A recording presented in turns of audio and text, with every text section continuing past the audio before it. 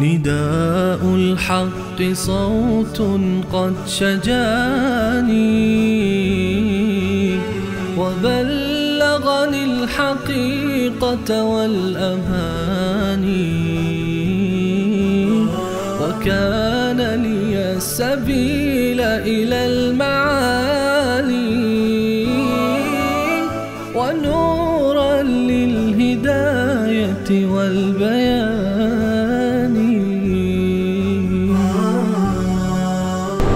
أعوذ بالله من الشيطان الرجيم.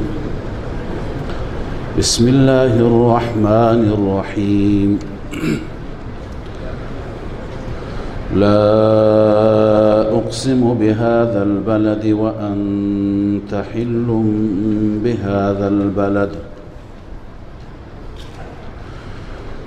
ووالد وما ولد لقد خلقنا الإنسان في كبد أيحسب أن لن يقدر عليه أحد يقول أهلكت مالا لبدا. صدق الله. صل على سيدنا محمد وعلى آله وصحبه. در سوره مبارکه فجر، سوره والفجر، من شما در رابطه با مذمت دنیا و ناپایداری زندگی و اینکه زندگی واقعا ارزش ندارد و همچنین اینکه انسان فریب مال نخورد مطالبی خواندیم. حال در سوره مبارکه بلد، در این سوره الله عزوجل بعضی از مصارف مال را، از جاهایی که انسان مال مصرف بکند و رضایت خدای عزوجل را به دست بیاورد در این سوره بیان شده. ابتداءً مثل بسیاری از سوره های دیگر خدای عزوجل آغاز می فرماید سوره را با سوگند یاد کردن. سوگند الهی برای تأکید است، مطلبی را که خیلی تأکید بفرمایند و روی اون فشار بیاورند اونجا سوگند یاد می کنند. اینجا الله عزوجل سوگند یاد کرده به شهر مکه مکرمه. تقدس مکه را هم این سوگند می رساند. لا اقسم، این لا اضافه هست، طلاب عزیز قبلا گفته شده. لا اقسم بهذا البلد و انت حل بهذا البلد. سوگند به این شهر، یعنی این شهر گواه است و شما در این شهر تشریف دارید. حل چند معنا میتونه داشته باشه. یکی حل به معنی نزول هست، یعنی شما اینجا حضور دارید، نزول کردید، ساکن هستید، باشنده هستید. بعضی گفتن حل در مقابل حرم است، چون در حرم امن الهی درگیری ممنوع بود، اما برای رسول اکرم صلی الله علیه و سلم درست، به خاطر اینکه رسول الله برای هدفی مقدس و بالاتر از اون حرم که اون هدف توحید و یکتاپرستی هست می جنگیدند لذا آن حضرت صلی الله علیه وسلم را اینجا خداوند فرموده انت حل، یعنی در این شهر شما حل هست، به این معنی که برای شما حلال است، برای شما جایز است که مبارزه بکنید. و معنی اول همون که شما اینجا ساکن می شوید. بسیاری از مفسرین گفتن این سوره مکی است، هنوز هجرت اتفاق نیفتاده، بعد از این رسول الله به هجرت میرن و بعد از هجرت مجددا خدای عزوجل مکه را فتح میکند. لذا بعضی معتقدن که این اشاره بر غلبه به مکه هست که شما بر این شهر نزول میکنید، یعنی غلبه میکنید، این شهر را تصرف میکنید و این شهر میشه شهر شما.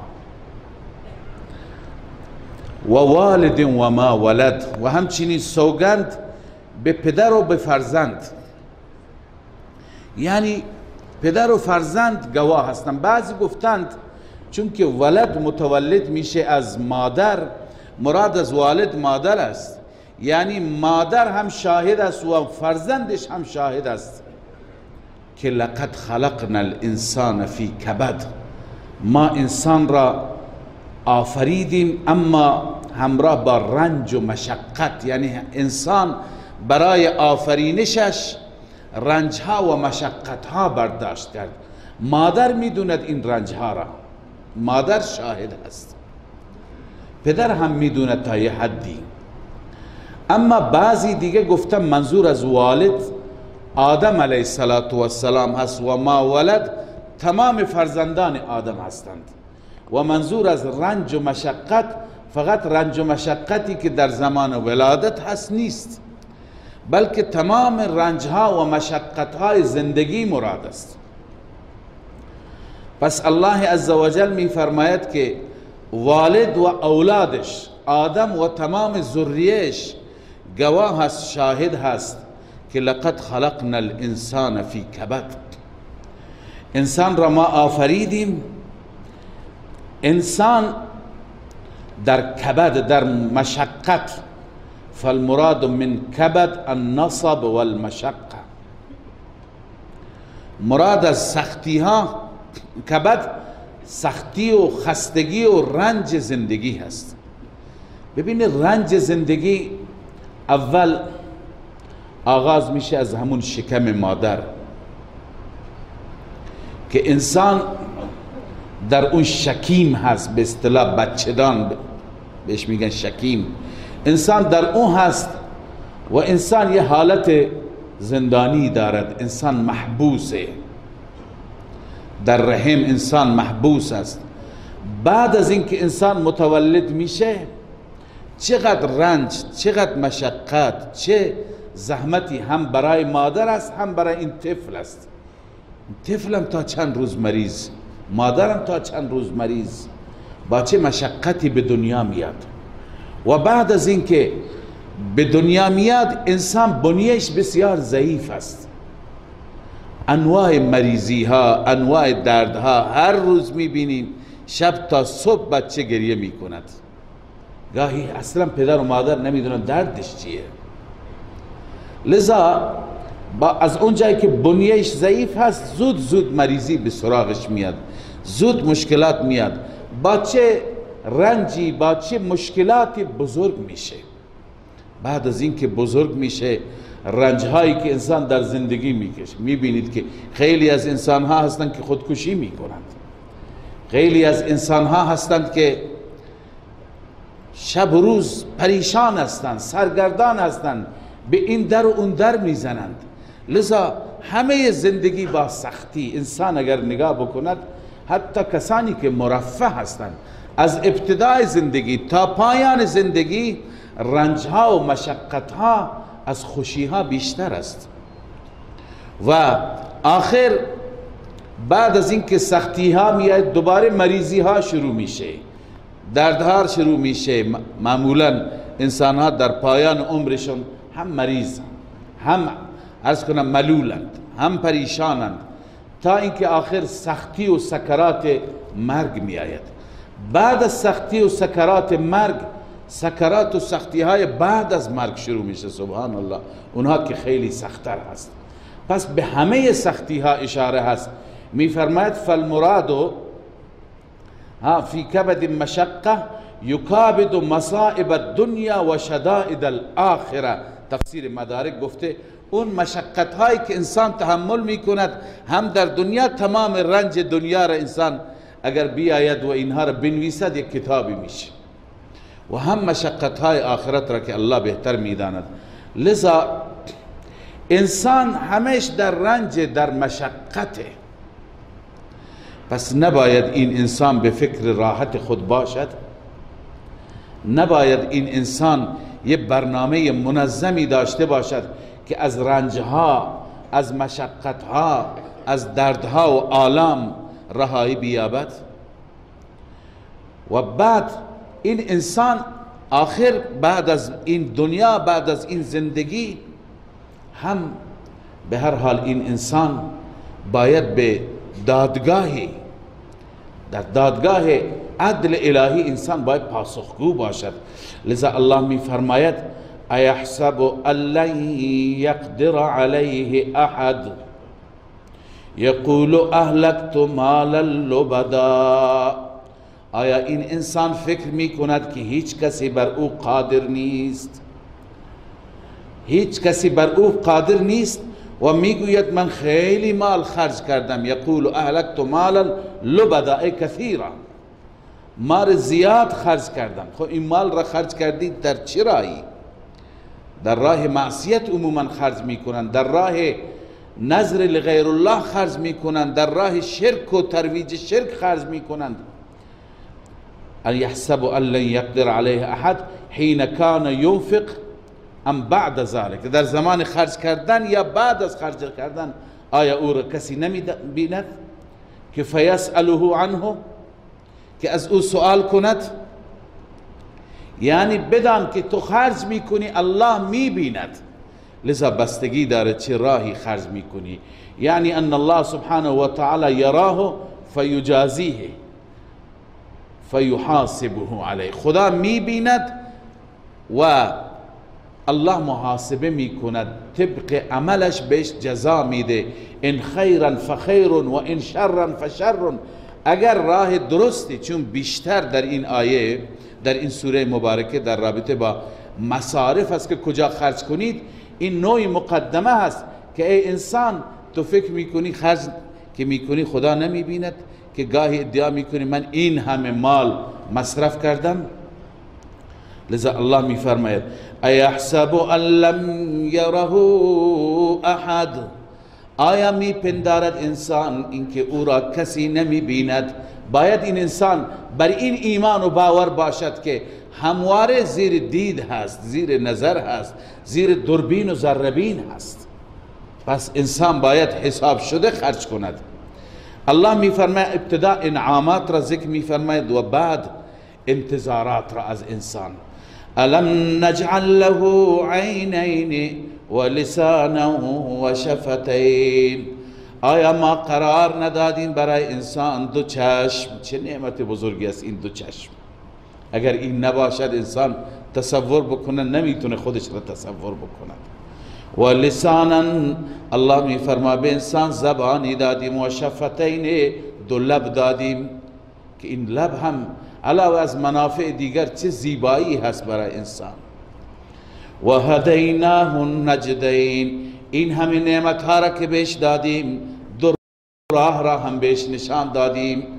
و هدیناه النجدین، دو راه، یکی راه ضلالت، یکی راه هدایت، یکی راه شرک و کفر، یکی راه ایمان و توحید، یکی راه معصیت و گناه و یکی دیگر راه طاعت و بندگی. الله میگه ای انسان من به تو این همه نعمت ها را دادم، بعد از اون دو راه را هم بهت نشان دادم. فلاقتحم العقبه، چرا این انسان رد نمی کند گردنه را؟ معنیش اینه که در مسیری که ما قرار داریم، وقتی میخواهیم به هدف برسیم، به مقصد برسیم، گردنه های خطرناکی هست. ببینید که از گردنه ها نیفتید، سرنگون نشید. چرا انسان رد نمی کند گردنه را، برداشت نمی کند؟ رد کردن گردنه چیه؟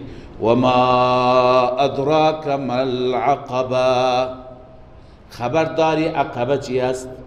یعنی این عقبه را، گردنه ها را اگر سپری کردی، پشت سر گذاشتی، به موفقیت بسیار بزرگی دست یافتی.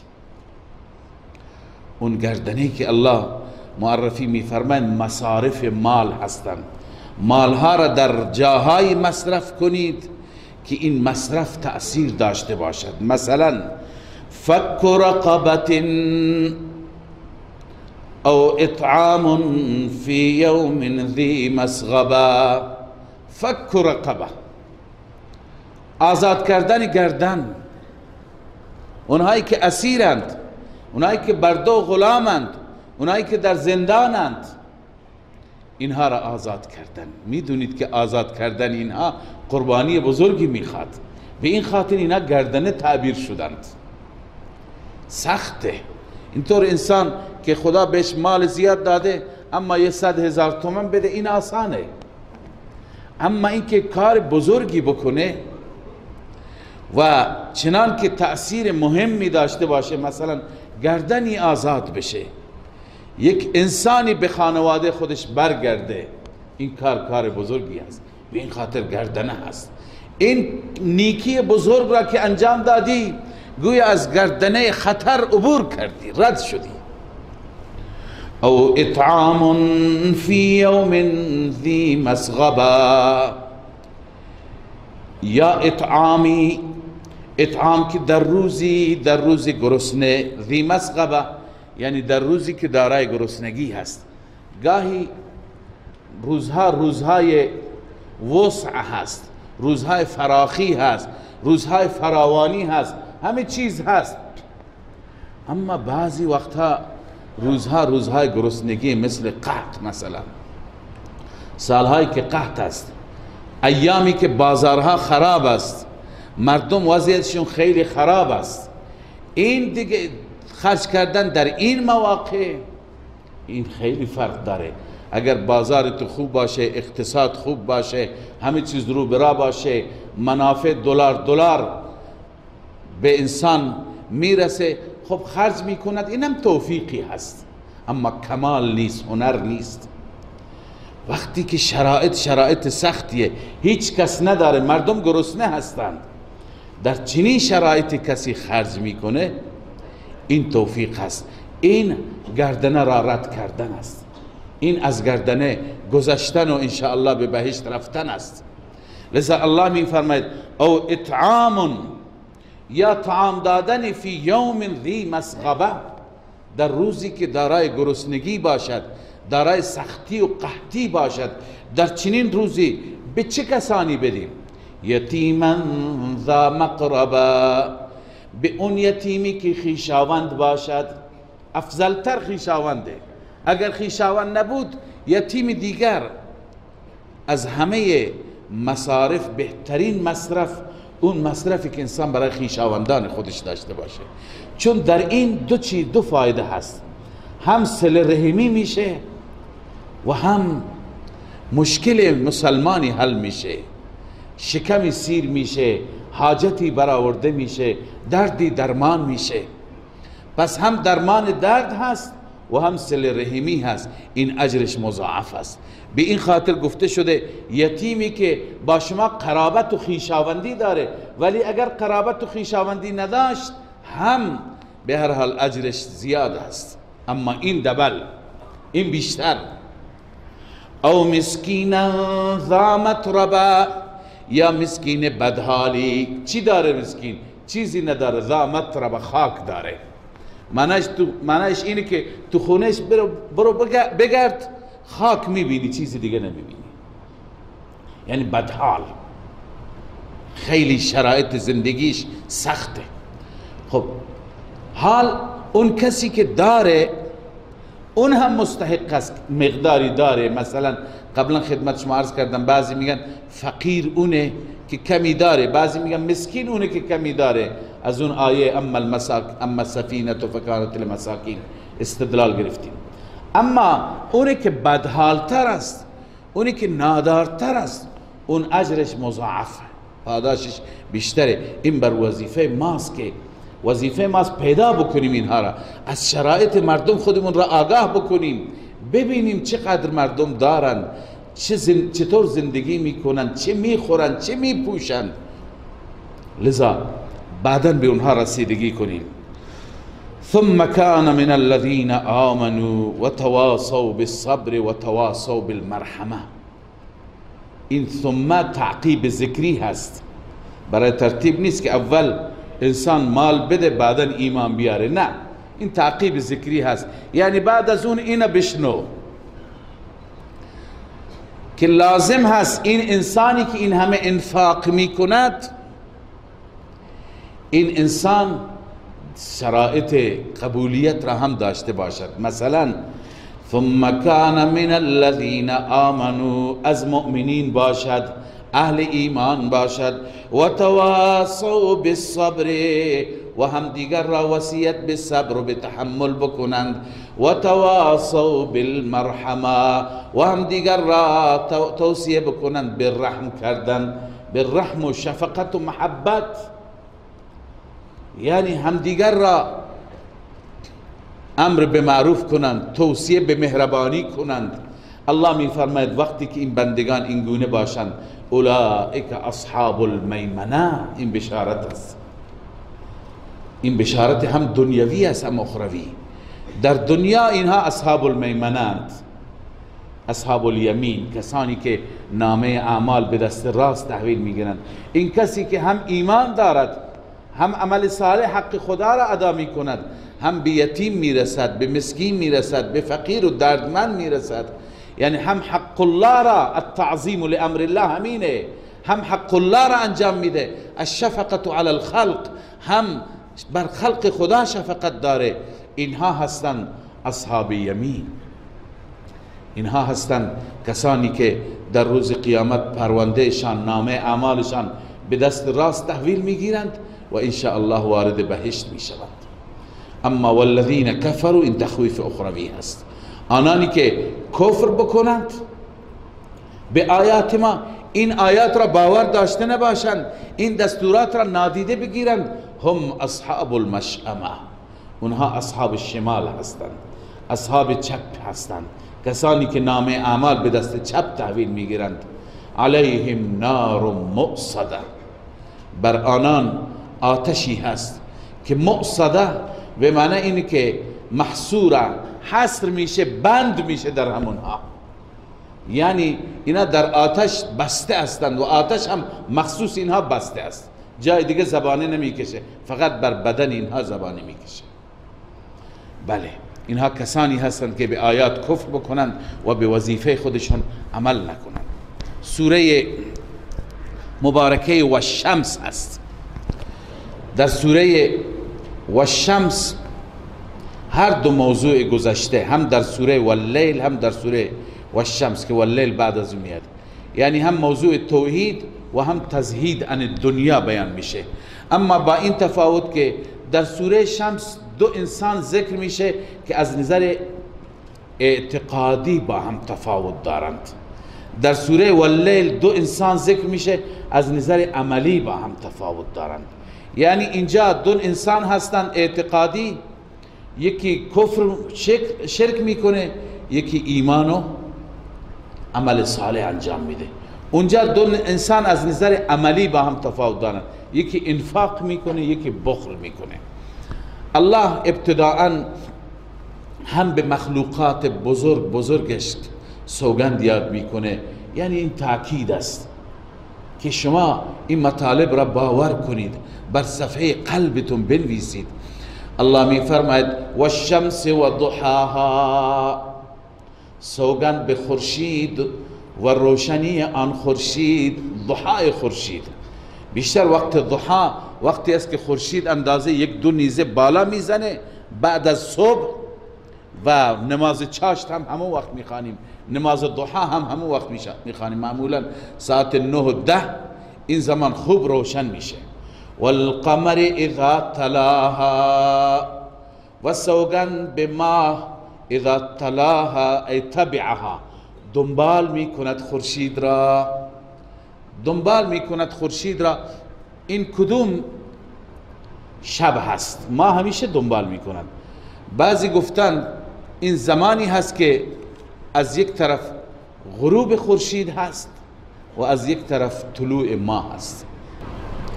این مربوط به شب 14 هست. بعض میگن مربوط به چیه؟ شب 14. شب 14 خورشید وقتی که غروب میکند از اون طرف ماه طلوع میکند. پس الله عزوجل در واقع سوگند خورده به ماه 14. به ماه 14 هم به خورشید و القمر اذا تلاها ماه 14. اما بعضی گفتند شیخ ما میفرماید نه، خورشید زمانی که این مربوط به اون شبی هست که خورشید تازه طلوع میکنند، ماه هم همون زمان پشت سرش طلوع میکند. اون شب اول ماه هست. شب اول که ماه دیده نمیشه، صبحش خورشید و ماه همزمان طلوع میکنند. اینجا که میخواد غروب بکنه خورشید و ماه همزمان غروب میکنه. یعنی اگر خورشید جلوتر غروب میکرد یه مقدار تاریک میشد، ماه دیده میشد. ماه که دیده نمیشه شبهای اول یا شبهای آخر ماه گذشته، به دلیل این هست که ماه همزمان با خورشید غروب میکنند، لذا قابل رویت نیست. چون که اینجا شیخ رحمه الله میفرماید سوگند به دو چیز خورده شده، هم به روشنی هم به تاریکی. چون بعد میاد و النهار و اللیل، هم به روز هم به شب. چون وقتی که به روز و به شب سوگند میخورد، به روشنی و به تاریکی، اگر تفسیر بکنیم به ماه 14، خب خورشید هم روشن، ماه 14 هم روشن، هر دو روشن، پس یکی روشن و یکی تاریک نشد. پس بهتر است که ماه را به شب اول تفسیر بکنیم که یکی خورشیده که روشنه، یکی اون شب اول است که ماه است و شب تار است، هیچی پیدا نمیشه. والنهار اذا جلاها، قسم به روز زمانی که او را خورشید روشن می کند. واللیل اذا یغشاها، وقتی که او را الله روشن می کند یا به وسیله خورشید روشنش می کند. واللیل اذا یغشاها، و سوگند به شب وقتی که او را تحت پوشش قرار میده. والسماء و ما بناها، آسمان و آنچه که الله در آسمان بنا کرده. والارض و ما طحاها، و سوگند به زمین و آنچه که در زمین الله عزوجل فرش کرده، گسترده در زمین. ببینید اینجا خدای عزوجل در سوگند ازداد را ذکر کرد. ازداد یعنی چه؟ چیزهایی که ضد و نقیض هم دیگه هستند.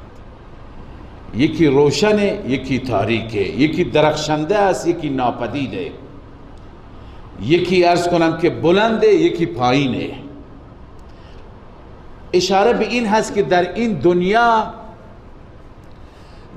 دنیا احوال متفاوته. این دنیا دنیای ازداد است. اگر در دنیا سردی هست گرمی هم است، اگر در دنیا روشنی هست تاریکی هم است، اگر شیرینی هست تلخی هم است، اگر خوب هست بد هم است، اگر ایمان از شرک هم است. می آید به نفس میرسن، نفس انسان، که در نفس انسان همینطور هر دو صلاحیت و هر دو قابلیت هست. این نفس میتونه سرکش و اماره بشه، این نفس میتونه با تقوا و با ایمان بشه. پس و الشمس و ضحاها، خورشید و روشنیش. و القمر اذا تلاها، ماه شب اول که دنبال میکنه خورشید را، یعنی تاریکی شب. پس ببین این ضد و نقیض. و النهار اذا جلاها، روز را وقتی که کاملا روشن میکند الله. و اللیل اذا یغشاها، شب وقتی که کاملا تحت پوشش قرار میده. پس ببین یکی روشن یکی تاریک، ضد هم هستند. و السماء و ما بناها، آسمان و آنچه که در آسمان بنا کرده چقدر بلند است. و الارض و ما طحاها، زمین و آنچه که در زمین الله تعالی فرش کرده چقدر پایین است. ببین چه تفاوتی، یکی چقدر بالا یکی چقدر پایین. لذا الله میخواد بفرماید که تفاوت ها هست. و نفس و ما سواها فالهمها فجورها و تقواها. الله میفرماید و نفس انسان که و ما سواها، که الله عزوجل و ما این مصدریه هست، یعنی تسویه نفس وقتی انجام گرفت، نفس را وقتی الله برابر کرد، نفس را آفرید. در این نفس همونطور که در دنیا شما ازداد میبینید، در این نفس هم ازداد است، ضد و نقیض است. خداوند دو چیز در نفس گذاشت که این دو چیز با هم متناقضند. چیه؟ فالهمها فجورها و تقواها. الله عزوجل الهام کرد به نفس فسق و فجور را، یعنی صلاحیت گناه و معصیت را هم در نفس گذاشت، و تقواها، صلاحیت تقوا را هم در نفس گذاشت. الان نمیتونی بگی که دیگه خدا همینطور آفریده گناهکارن. نه، الله هر دو صلاحیت را گذاشت، بعد به تو اختیار داد که تو کدوم را شکوفا میکنی، کدوم را تقویت میکنی. آیا هوای نفس، خواهش نفس، قواتی که خطرناکن در نفس، دو تا قوت هستند: قوت غضبانیه، قوت شهوانیه. قوت غضبانیه اینه که انسان خشم خودش را کنترل نکند. خب این را که انسان کنترل نکند ظلم میکنه، یا کسی را میکشه، یا تو سر کسی میزنه، یا به کسی ستم میکنه. این قوت غضبانی است که در نفس نهاده شده. انسان باید که این را کنترل بکنه. در مقابل این الله عزوجل قوت عقلانیه در وجود انسان گذاشته که وقتی که عقل را انسان مسلط بکند بر احساسات، خب کنترل میشه. اما عقل را کنار بگذارد و فقط احساسات، فقط غضب، فقط خشم، خب این کار به دست آدم میده. این امکان داره که فقط نفس خودش را راضی بکند، دیگه رب راضی بشه، آخرت درست بشه، اون دیگه بحثا نیست. اما قوت عقلانیه نه. اما انسان اگر چون هر دو را الله در وجود انسان گذاشته، از یک طرف غضبانیه و احساسات است، از یک طرف عقلانیه و تعقل است. انسان عقل خودش را بکار بگیرد، اون وقت خشم خودش را کنترل میکنه، خشم خودش را فروکش میکنه. دومین چیز که در نفس گذاشته قوت شهوانی است، بلا تشبیه شهوت است. شهوت وقتی که بالا میزند، هم انسان عدول میکند از حد انسانی، به حیوان میرسه. برای حیوان هنوز جایزه، حیوان مکلف نیست. حیوان هر جای هر حیوانی جلوش بیاد خودش را ارضا میکند. انسان نه، انسان اینطور نیست، انسان مکلفه. انسان وقتی که قوه شهوانیه زد بالا، باید در طرف مقابل الله عزوجل قوه معنویه و قوه روحانیه در وجود انسان نهاده. اونها باید قوی باشند تا جلوی قوه شهوانیه رو گرفته بشه. اونها چطور قوی میشند؟ قوه معنوی با روزه قوی میشه. خدا چرا روزه را فرموده که کتب علیکم الصیام؟ در پایان آیه میفرماید لعلکم تتقون. تقوا از چی درست میشه؟ از روزه درست میشه. با ذکر الله قوه معنوی قوی میشه، با تلاوت قرآن، با نماز، یاد خدا. بس ببینید از یک طرف قوه شهوانیه هست. اگر یک انسانی از نظر معنوی، از نظر دینی، از نظر قوت روحانی یک انسانی هیچی داشته نباشد، درونش خالی باشد، خب مسلم این انسان شهوتش غالب میشه. این حرام میبینه، حرام میشنوه، حرام میگه، حرام عمل میکنه. اما اگر انسانی در اون جانب هم به فکر معنویت خودش باشد، معنویتش هم بالا باشد، معنویت همون تقواست، تقواش هم بالا باشد، اون وقت تقوا بر شهوت چی میشه؟ چیره میشه، غالب میشه. لذا الله میفرماید ای انسان به فکرت باش، این هر دو قوت در وجود تو هستند. هم شهوتت میتونه عرض کنم که بالا بزنه، هم غضب و خشمت. که بر اثر شهوت انسان به فساد مبتلا میشه و بر اثر غضب و خشم انسان به ظلم مبتلا میشه. و بعد الله میفرمه و تقوا هم گذاشتن. هر دو صلاحیت در وجود انسان هست. تقوا چیه؟ قوه روحانیه و قوه عقلانیه. هم خدا به این جانب دیگر هم عقل داده هم معنویت داده. لذا انسان همونطور که ما به فکر پرورش جسم ما هستیم، این قوه مادی هست، قوه شهوانیه هست. خب تا یک حدی الله برای ما جایز قرار داده، تا یک حدی بخوریم بپوشیم، هرچی بپوشیم. نه، فرموده که شما حریر نپوشید، شما مردها ابریشم نپوشید، شما طلا استفاده نکنید. یه محدودیتی داریم. نه، ما برای اینکه ما عرض کنم مادیت را تقویت بکنیم، جسم را تقویت بکنیم، الله به ما اجازه داده حتی برای نیاز جنس الله عزوجل همسری آفریده، نکاح را مشروع قرار داده. اینها همه لطف خداست. الله تعالی تکلیف ما لا یطاق نمی کنه، یعنی چیزی که انسان توان داشته نباشه مکلفش بکنه انسان انجام بده. نه، هر انسان حتما در وجود شهوت هست، لذا الله راه نکاح را گذاشته. در وجود انسان نیاز به خورد و نوش هست، الله خوردنی ها و نوشیدنی های حلال و طیب و پاکیزه برای انسان گذاشته. نیاز داره انسان به پوشش، الله لباس های هم پاکی را برای انسان تجویز کرده. لذا تا اون حد و حدود شرعی را رعایت بکنیم. همونطور که به فکر ماده هستیم، به فکر جسم و جان هستیم، به فکر شکم هستیم، به فکر لباس هستیم، به فکر زیبایی هستیم، به فکر نیاز جنسی هستیم، الله تا 4 زن هم اجازه داده. لذا وقتی که اینها را الله عزوجل مجوز داده به ما، اون طرف فرموده که قوه معنویتون را هم تقویت بکنید، ایمانتون را تقویت بکنید، خدا ترسیتون را بالا ببرید و معنویت و روحانیت شما به یک حدی برسد که اون سمت قوه شهوانیه یه وقت غالب نشه، گناه نکنه، معصیت نکنه. وقتی که انسان به این طرف هم توجه بکند، این انسان واقعا میتونه که کنترل بکند.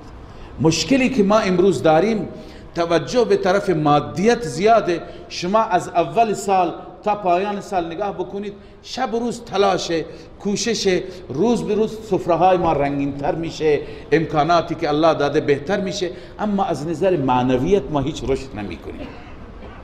همین رمضان توفیق اجباری است که میاد یک مقداری انسان را و نفس انسان را کنترل میکند. یک مقدار دعا و تضرع و گریه، این باید در طول سال باشد. لذا الله عزوجل این راهنمایی را در این سوره فرموده که فالهمها فجورها و تقواها.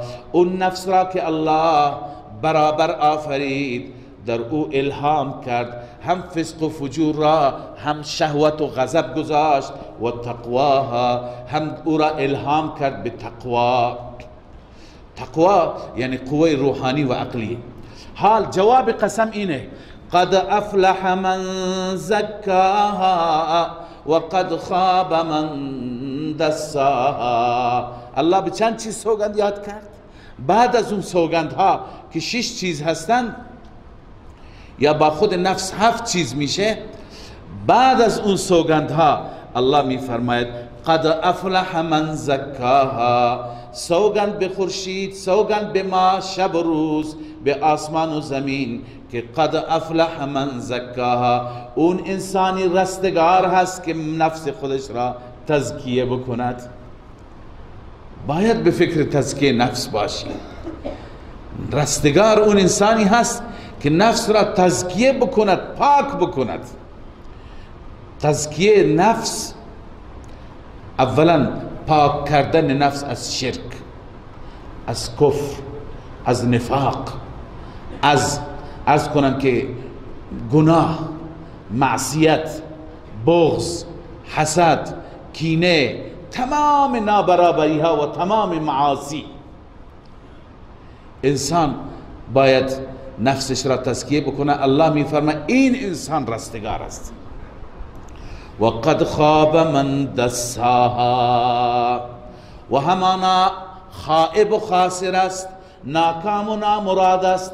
من دساها، هر کسی که این نفس خودش را آلوده بکند. دست این را میگن یه چیزی را شما در خاک بمالید، در خاک فرو ببرید، خاک آلودش بکنید، یعنی آلوده بکند نفس. نفس گناه میکنه، هیچ چیزی جلوی نفس را نمیگیره. گوش هم گناه میکنه، موسیقی گوش میکنه. چشم هم گناه میکنه، نامحرم را تماشا میکنه. زبان هم گناه میکنه، غیبت، دروغ، با نامحرم صحبت کردن. دل هم هیت گناه میکنه، همه اینا گناه میکنن. دست و پا، اعضا و جواره، تمام این گناهان دست هستند، یعنی آلوده کردن نفس هستند. لذا الله میفرماید خائب و خاسر، ناکام و ناموفق اون انسانی هست که من دساها، اونی که نفس خودش را چی بکند؟ آلوده بکند و خاک آلودش بکنه، پاکش نکند. لذا ببینید راه را الله به ما نشون داده. این قرآن چطور جالب راهنمایی میکند. بعد از اون با من و تو هست که چه اندازه از این فرمان رب العالمین ما استفاده میکنیم و آخرتمون را آباد میکنیم، مولایمون را راضی میکنیم. حال خدای عزوجل تخویف دیگری دنیوی بیان میکنه، بازم از قوم ثمود، اونایی که نفس را راضی کردند، رب را ناراضی کردند، پیغمبر خدا را تکذیب کردند، آیه الهی را از پای در آوردند که شتر را خدا فرستاد، اون را از پای در آوردند. نتیجه چی شد؟ لذا یک نمونه برای دنیا و آخرت انسان. لذا الله می فرماید کذبت ثمود بطغواها، ثمود تکذیب کرد به طغواها، به سبب طغیان. ببین این نفسش طغیانگر شده که تکذیب میکنه. تو نفس هیچ معنویت نیست، فقط سرکشی و تمرد است. پس به سبب طغیان تکذیب کرد حتی پیامبر را. وقتی که نفس اجازه بدیم لگامی نباشد، مهاری نباشد، نفس به حال خود باشه، بره و بره و بره، آخر به طغیان میکشه. آخر همین نفس انسان را، برای انسان قتل نفس را، کشتن انسان را هم آسان میکنه. زمانی که به طغیان، به اوج طغیان برسه. ذا الله می فرماید اذ انبعث اشقاها، زمانی که بلند کردند، زمانی که تحریک کردند، اشقاها، بدبخترین انسان خودشون را. یک انسان بدبختی بود، او را گفت. یه زنی بود در قوم ثمود، مالدار بود. این زن هم مال زیاد داشت، هم بلا نسبت زیبایی داشت. شخصی آمد برای خواستگاریش، قبول نکرد این زن، گفت این برای مال میخواد ازدواج بکنه. آخر وقتی که شتر حضرت صالح آمد و شتر خواندیم ما در قرآن، وقتی که می آمد همه حیوانات دیگه رم میکردند، میگریختند. یکی از اون افرادی که بیشتر متضرر شد همین زن بود. لذا به همون غلام که غالبا نامش عداس بود یا چیزی دیگه، به او گفت که تو برو این شتر را از بین ببر، چون می ترسیدند، معجزه بود. تو این شتر را از بین ببر، بعد من باید ازدواج میکنم. این بدبخت، ببین همه جا بحث نفس است، همین نفسی که کار به دست میده، به جایی که یکی از شعائر الهی را، از علائم و شعائر الهی بود، این شتر از دل کوه بیرون آمده بود. چقدر جرأت کرد. لذا این را فرستاد، این هم رفت شتر را کشت. شتر را کشت و اون زن بدبخت به مرادش رسید، اما به مراد حقیقیشون نرسیدند. این بدبخت آماده شد که ازدواج بکنه، خودش را برای هجله آماده کرد که عذاب الله آمد. اینا را تمام را نابود کرد. نه زن ماند، نه عاشق ماند، نه معشوق ماند، نه حیوان و مال ماند، نه چیزی دیگه. الله می فرماید اذ انبعث اشقاها، زمانی که تحریک کردن آنها بدبخترین انسان را، فقال لهم رسول الله ناقة الله و سقیاها، به آنان گفت رسول خدا یعنی حضرت صالح ناقة الله یعنی احفظوا ناقة الله، ای بندگان خدا شتر الهی را حفاظت کنید، بیشتر روز نکنید، و سقیاها و نوبت آبش را هم حفظ کنید. نوبت آبش را یه روز مال شماست، یه روز مال او هست. اما فکذبوه، اناد قوم را ببین، فکذبوه اون پیامبر را آنها تکذیب کردن، فعقروها، این توهین شعائر الله است. فعقروها، او را از پای در آوردند،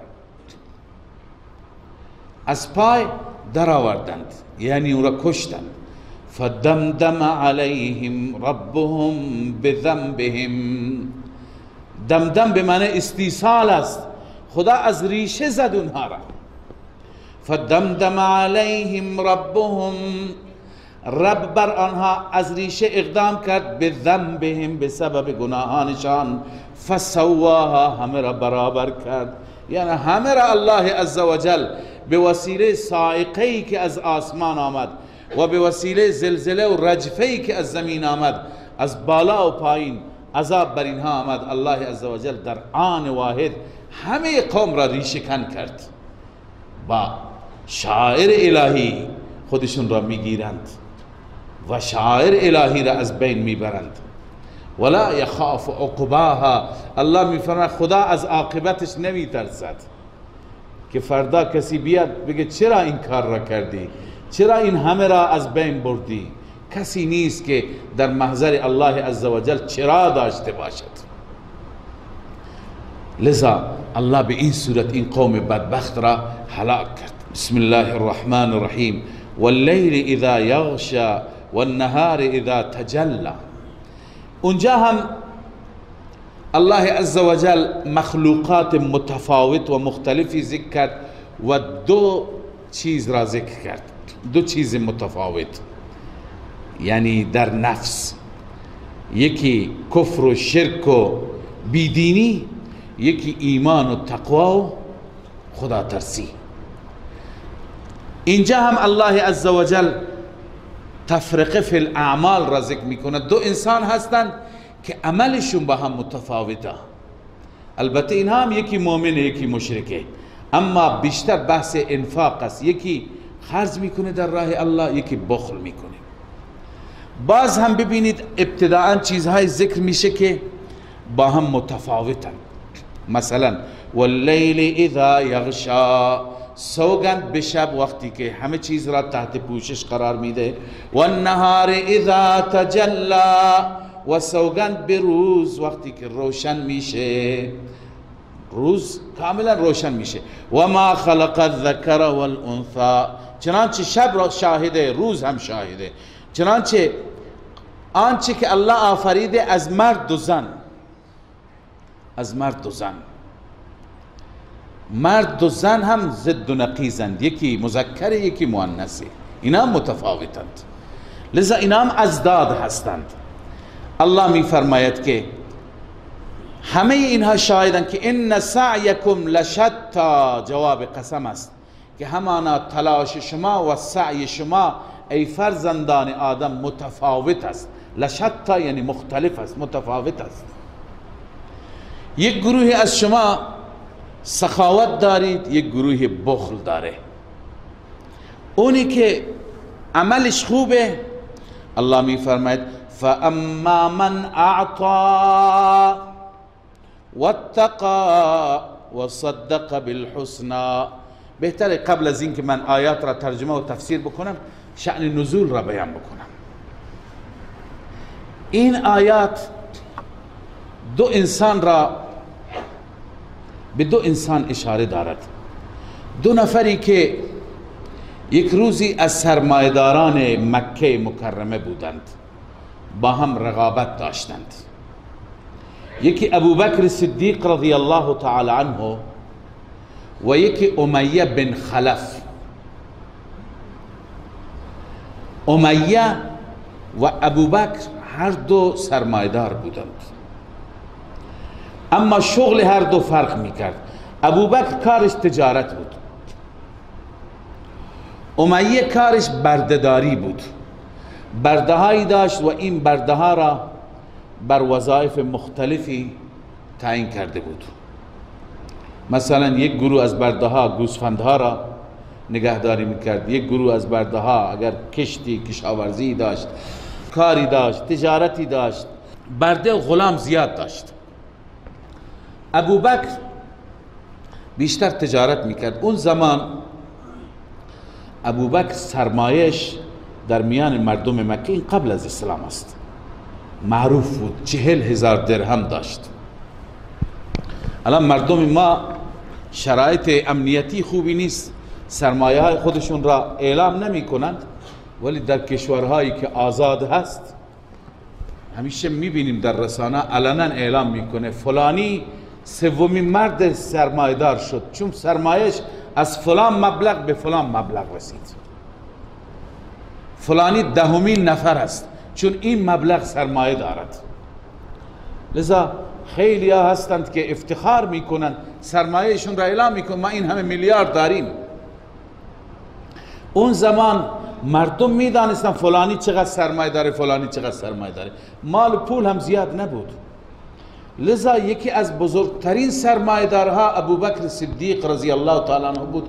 40,000 درهم داشت. 40,000 درهم رقم خیلی بزرگی بود در اون زمان که نان خشک گیر نمی آمد. بعد از اینکه اسلام آمد، ابوبکر صدیق رضی الله تعالی عنه با مال و جان آمد، سرمایش را هم در خدمت رسول الله گذاشت. اما بخش اعظم سرمایه ابوبکر خرج آزاد کردن غلام ها بود. یکی از این غلام ها که مال امیه بود، بلال حبشی رضی الله تعالی عنه بود.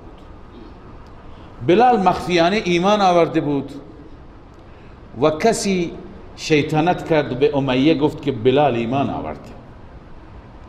بلال غلام زرنگی بود، امیه هم نمیخواست از دستش بده، ولی بعد از اینکه ایمان آورد دیگه از دلش رفت. به قول ما محلی ها هر روز بلال را شکنجه میداد و او احد احد میگفت بر ریگستان مکه. یه روز ابوبکر صدیق رضی الله تعالی عنه اونجا رفت، شنید که داره اذیتش میکنه، اونجا رفت. اینا دو تا رقیب بودند. گفت که چرا اینقدر اینو میزنی؟ گفت به تو اصلا ربطی نداره، من اینو میزنم، مال خودم هست. گفت خب به من بفروشش. ابوبکر صدیق رضی الله تعالی عنه یک غلامی داشت، غلام هم سیاه فامی بود، رومی بود، به نام نسطاس.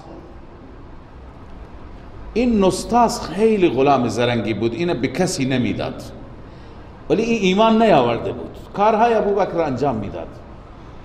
امیه گفت به شرطی میدم که نسطاس را به من بدهی.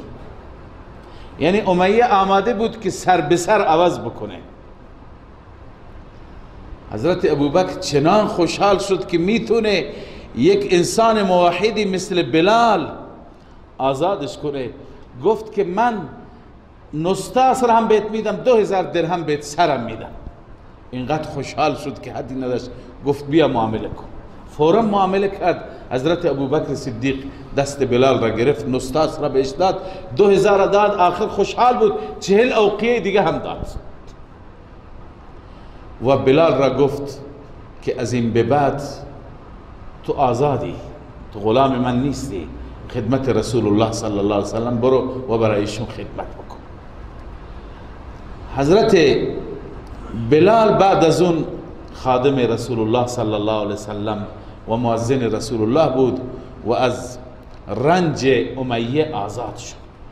و حضرت ابوبکر صدیق رضی الله تعالی عنه تنها غلام را بلال را آزاد نکرد، بلکه غلام های مختلفی به نام بعضی ها اسمشون است عامر ابن فهیره، زبیره، مهدیه، ام عباس، اینها غلام ها و کنیزهایی بودند که ابوبکر اینها را وقتی میدید که ایمان آوردن میرفت پول میداد آزاد میکرد. کار ابوبکر این بود. بخش اعظم سرمایش در مکه تمام شد، به مدینه نرسید. اینجا واقعا جای خرج کردن بود، اینجا که هیچ چیزی وجود نداشت. این انسان رایگان به اون جایگاه نرسید که بعد از انبیا بهترین انسان روی زمین است، قربانی داده. لذا وقتی که همین غلام ها را آزاد کرد، یک روزی پدرش ابو قحافه بهش گفت که تو که غلام آزاد میکنی، اون در بحر دیگه بود، فکر دیگه بود، حداقل غلام های قوی را آزاد کن که فردا به دردت بخورن، مشکلی جنگی درگیری میشه، احسانت منت بر اونها بیاین در کنار تو بجنگن. تو افرادی را آزاد میکنی که ضعیفند، هیچ درد نمیخورند. حضرت ابوبکر گفت اینا بیشتر به درد میخورند، اینها بیشتر به درد، چون ابوبکر چیزی دیگر را مد نظر داشت. خلاصه ابوبکر صدیق رضی الله تعالی عنه فقط 6000 درهم از سرمایه خودش گذاشت، بقیه 34000 درهم همه صرف شد. تا این 6000 درهم را پسنداز کرد برای سفر هجرت، چون رسول الله بهش بشارت داده بود که آخر من و شما با هم هجرت میکنیم. لذا برای راه رسول الله و برای اینکه رسول الله در سفر راحت باشه 2 شتر خریداری کرده بود. این 2 شتر را آماده باش گذاشته بود که هر وقتی که دستور بده آن حضرت حرکت میکنه.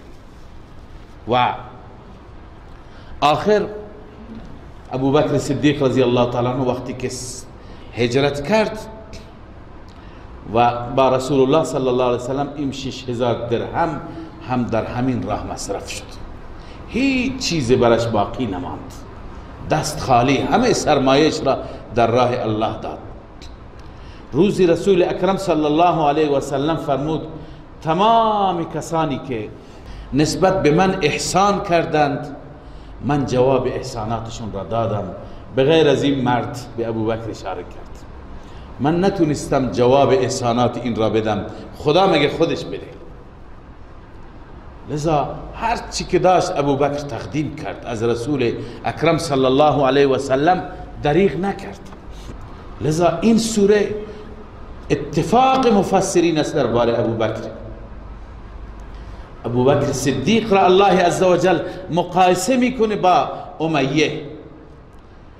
کسی نمیتونه که انکار بکنه این آیات الهی را. اونایی که مخالفت میکنن و میگوین غاصب اول، چه جوابی دارن برای این آیات الهی؟ یا باید این آیات را کنار بگذارند یا اینکه این فضائل را تسلیم بشند.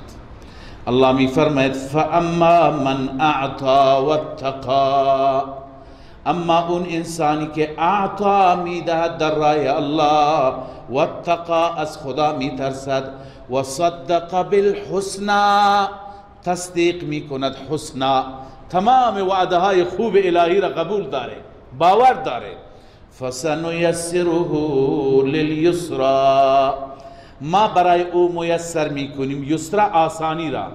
یسرا آسانی بعضی گفتند راه بهشت را برایش هموار میکنیم، بعضی گفتند یعنی به او توفیق بیشتری میدیم. هر کس که در راه الله بده خدا توفیق بیشتر بهش میده، بیشتر خرج میکنه، بیشتر نماز میخونه، بیشتر نیکی میکنه. به این معنی هست که ما راه یسرا یعنی راه شریعت و راه توفیق را برایش چی میکنیم؟ میسر میکنیم. و ما یغنی ها و اما من بخل و استغنا، اما اون انسانی که بخل بکند و استغنا، مستغنی و بینیاز بشه، و کذب بالحسنا، وعده های الهی را تکذیب بکند، فسنیسره للعسرا، ما برایش میسر میکنیم راه عسرا، راه تنگی را، این هیچ وقت توفیق پیدا نمیکنه. یا برایش میسر میکنیم راه جهنم را. و ما یغنی عنه ماله اذا تردى، مالش از او چی چیزی دفع میکنه وقتی هلاک بشه؟ وقتی این بدبخت هلاک بشه، این بدبخت از بین بره، این از کنم که مال به چه دردی میخورد؟ میتونه دردی برایش درمان بکنه؟ ان علینا للهدى، الله میفرماید همانا بر ماست هدایت و راهنمایی شما که شما را راهنمایی بکنیم، راه هدایت را به شما نشان بدهیم. و ان لنا للآخرة والاولی، همانا آخرت و دنیا هر دو مال ماست. اینجا دارالعمل است، اونجا دارالجزا است. آخرت و دنیا معنیش اینه که اگر هر کسی عمل بکند به ما نفعی نمیرسد، هر کسی عمل نکند به ما ضرری نمیرسد. فلا یضرنا، تفسیر مدارک نوشته فلا یضرنا ضلال من ضل، گمراهی کسی که گمراه بشه به ما ضرر نمیرساند. ولا ینفعنا اهتداء من اهتدى، هر کسی هدایت بشه هدایتش به ما نفعی نمیرساند، یعنی به نفع خودش هست، برای خودش هست، ما راه را فقط نشان میدهیم. لذا الله میفرماید فانذرتکم نارا تلظی، من شما را بیم دادم، من شما را ترسانیدم از آتشی که شعله میزند. انسان به فکرت باش، مواظبت باش. لا یصلاها الا الاشقى الذي كذب وتولى، الله میفرماید در اون آتش داخل نمیشه مگر بدبخترین انسان. بدبخترین انسان کیه؟ الذي كذب وتولى، اون انسانی که کذب تکذیب میکند آیات الهی را، و تولا پشت میدهد. کذب عقیده بد را میگن، تولا عمل بد را میگن. این دو خصوصیت داشته باشه. مسلمان انشاءالله وارد نمیشه، ولی متاسفانه بعضی مسلمانان هستن تکذیب که نمیکنن، تولا پشت میدهند، نه نماز میخونه، نه زکات میده، نه روزه داره، نه انفاق میکنه، هیچ. برای این خطر است. لذا الله میفرماید لا یصلاها، اون آتش را داخل نمی شود الا الاشقى، مگر بدبخترین انسان.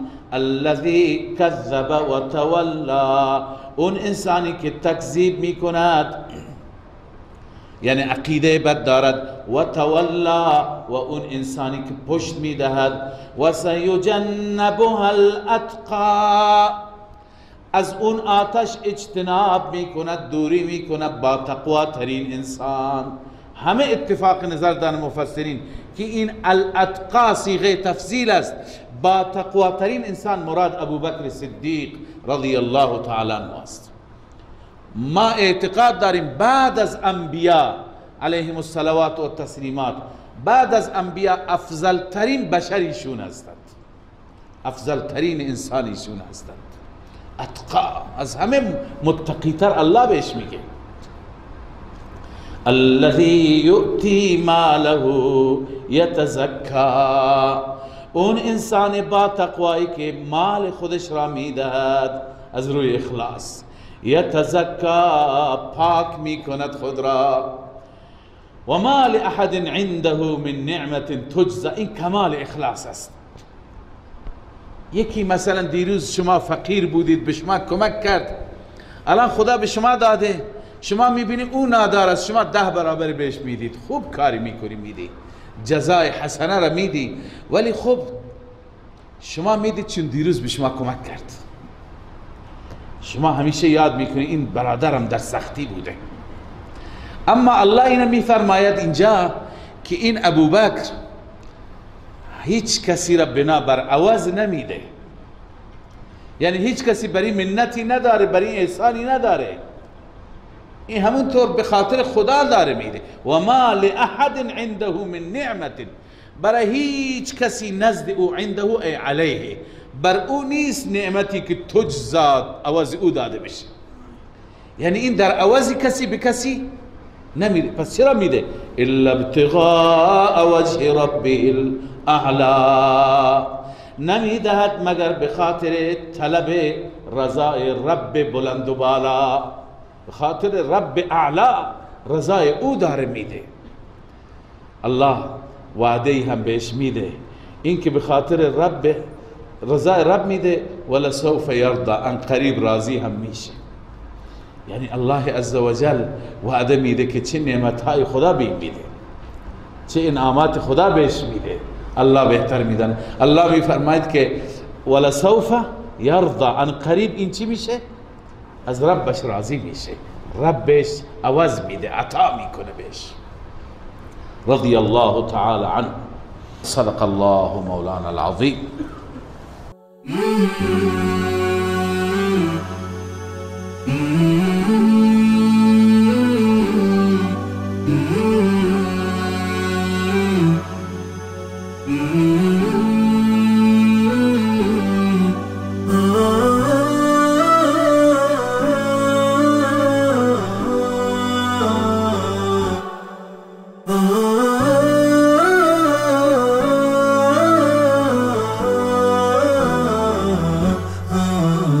نداء الحق صوت قد شجاني وبلغني الحقيقة والأماني، وكان لي السبيل إلى المعالي، ونورا للهداية والبيان.